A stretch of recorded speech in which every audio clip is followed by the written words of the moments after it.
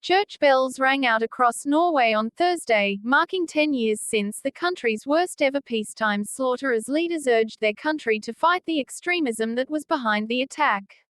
On July 22, 2011, right-wing extremist Anders Breivik set off a bomb in the capital, Oslo, killing 8 people, before heading to tiny Utøya Island where he stalked and shot dead 69 mostly teen members of the Labour Party's youth wing. Events were held around the country, including a service in Oslo Cathedral that ended with the first peal of bells. Now thousands of people gathered in the streets outside to mourn the 77 victims.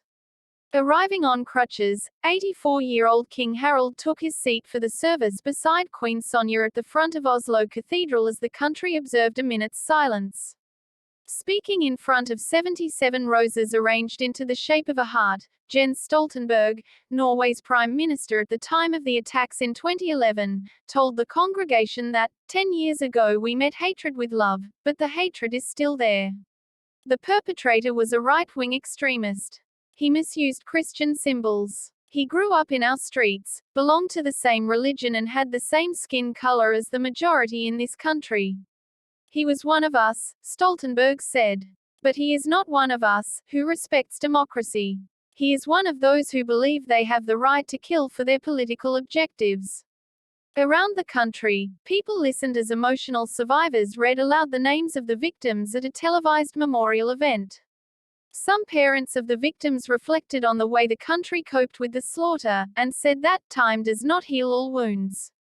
The victims would be proud of how we reacted after the terror and how the rule of law stood strong, said Lisbeth Christine Roenland, whose daughter Sin was murdered by Breivik. Roenland now runs the National Support Group for Victims and Families. What would those who were so brutally and unfairly killed think of us now 10 years later? I think they would be sad to know that there still are survivors and bereaved with great needs, Roenland said. I think they would be disappointed in seeing the public debate in many ways has moved in the wrong direction, she added.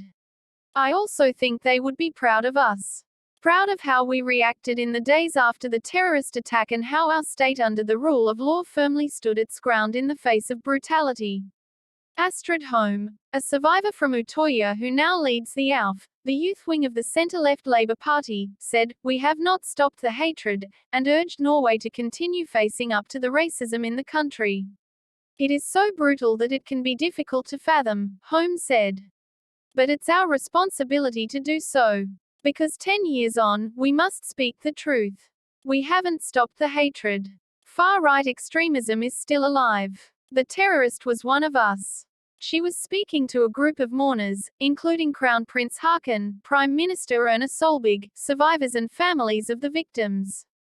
Solberg said it hurt to think back, on that dark July day, and added, "We must not leave hate unchallenged." The terror attack on the 22nd of July was an attack on our democracy, Solberg, Norway's Prime Minister since 2013, said. It was a politically motivated terrorist act towards the Labour Party, AUF and their ideas. But it wasn't just an attack on a political movement. A whole nation was struck. But we rose again. But Norway was changed by an experience which still causes pain. At a commemorative event on Utøya, Haakon said Norwegians must work together to resist right-wing extremism. It is our personal and collective responsibility to work against these forces every day, he said.